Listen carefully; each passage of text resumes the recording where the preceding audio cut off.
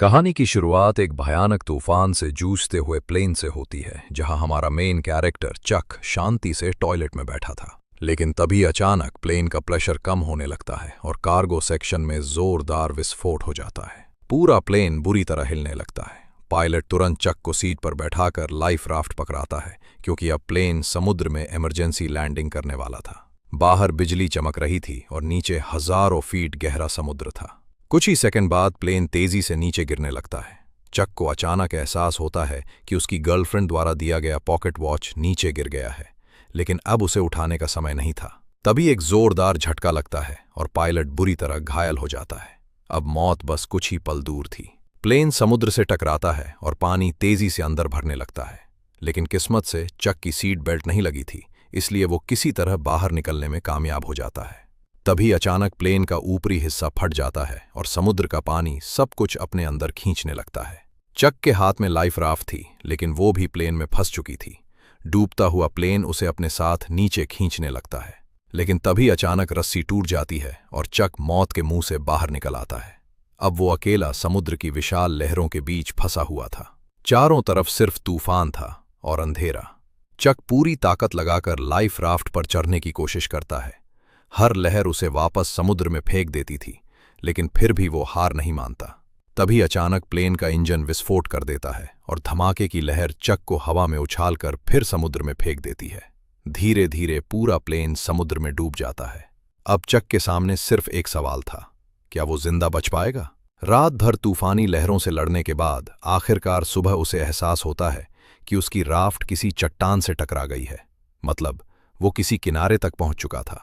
चक अपनी बची हुई ताकत से राफ्ट को घसीटते हुए समुद्र तट तक लाता है और वहीं बेहोश होकर गिर जाता है। अगली सुबह जब उसकी आंख खुलती है तो वो खुद को एक सुनसान टापू पर पाता है। दूर दूर तक कोई इंसान नहीं था, सिर्फ जंगल, समुद्र और खामोशी। चक धीरे धीरे प्लेन से बिखरा सामान इकट्ठा करने लगता है। उसे उम्मीद थी कि शायद इस आइलैंड पर और लोग भी जिंदा बचे हों, लेकिन पूरा टापू खाली था। अब उसे समझ आ चुका था कि अगर जिंदा रहना है तो उसे खुद ही सब कुछ करना होगा। रात होते ही चक को जंगल से अजीब आवाजें सुनाई देने लगती हैं। हर आवाज उसे डराने लगी थी, क्योंकि उसे नहीं पता था कि इस टापू पर कौन कौन से खतरनाक जानवर मौजूद हैं। अगले दिन वो प्लेन से निकले सामान की जांच करता है, लेकिन उसके काम का लगभग कुछ भी नहीं बचा था। उसके पास सिर्फ उसकी गर्लफ्रेंड की दी हुई पॉकेट वॉच थी। उसे याद आता है कि इस ट्रिप से पहले उसकी गर्लफ्रेंड केली ने उसे वो वॉच दी थी ताकि वापस लौटकर दोनों शादी कर सकें। लेकिन अब सब कुछ बदल चुका था। उधर दुनिया में सब लोग ये मान चुके थे कि चक उस हादसे में मर चुका है, लेकिन यहाँ इस सुनसान टापू पर वो अकेला जिंदगी से लड़ रहा था। धीरे धीरे भूख उसकी सबसे बड़ी दुश्मन बन जाती है। चक नारियल तोड़ने की कोशिश करता है, लेकिन उसके पास कोई औजार नहीं था। आखिरकार वो तेज पत्थर से नारियल फोड़ देता है और कई घंटों बाद पहली बार कुछ पी पाता है। लेकिन सिर्फ नारियल से पेट नहीं भरने वाला था, इसलिए चक पूरे आइलैंड की खोज करने निकल पड़ता है। चक टापू की सबसे ऊंची पहाड़ी पर चढ़ता है ताकि उसे कहीं इंसानों का कोई निशान दिखाई दे सके, लेकिन ऊपर पहुंचकर उसका दिल टूट जाता है। चारों तरफ सिर्फ समुद्र था। मतलब ये सच में एक सुनसान आइलैंड था।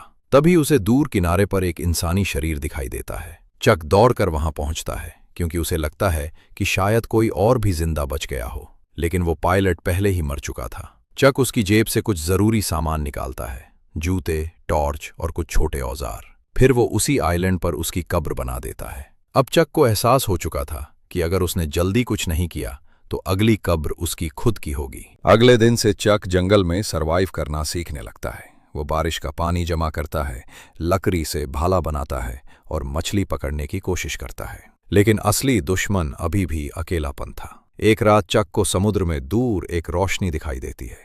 उसे लगता है कि शायद कोई जहाज उसके पास से गुजर रहा है। वो जोर जोर से चिल्लाता है, टॉर्च जलाकर संकेत देता है, लेकिन दूरी इतनी ज्यादा थी कि कोई उसे देख ही नहीं पाता। धीरे धीरे वो रोशनी गायब हो जाती है और उसके साथ चक की उम्मीद भी। अगली सुबह वो टूटी हुई राफ्ट लेकर समुद्र में निकलने की कोशिश करता है, क्योंकि अब यही उसके बचने की आखिरी उम्मीद थी।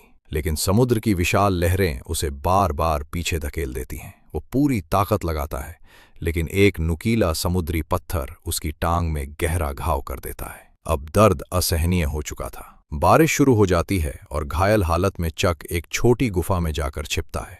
धीरे धीरे उसका शरीर जवाब देने लगता है और वो बेहोश हो जाता है। जब उसकी आंख खुलती है तब उसकी टांग में इन्फेक्शन फैल चुका था। अब उसके पास एक ही रास्ता बचा था, प्लेन से बचे पार्सल खोलना। उन्हीं पार्सल में उसे कुछ काम की चीजें मिलती हैं। वो जाल बनाता है, मछलियां पकड़ता है और पहली बार पेट भरकर खाना खाता है। लेकिन अभी एक और बड़ी समस्या बाकी थी, आग। चक घंटों लकड़ी रगड़कर आग जलाने की कोशिश करता है, लेकिन हर बार नाकाम हो जाता है। उसके हाथ छिल जाते हैं, खून निकलने लगता है और गुस्से में वो टूट जाता है। तभी उसे एक वॉलीबॉल मिलती है। चक उस पर चेहरा बनाता है और उसका नाम रखता है विल्सन। अब वही उसका दोस्त था, वही उसका सहारा था। विल्सन से बातें करते करते चक फिर से उम्मीद जुटाने लगता है और आखिरकार एक दिन वो आग जलाने में सफल हो जाता है। उस पल चक ऐसे खुश होता है जैसे उसने जिंदगी की सबसे बड़ी जंग जीत ली हो।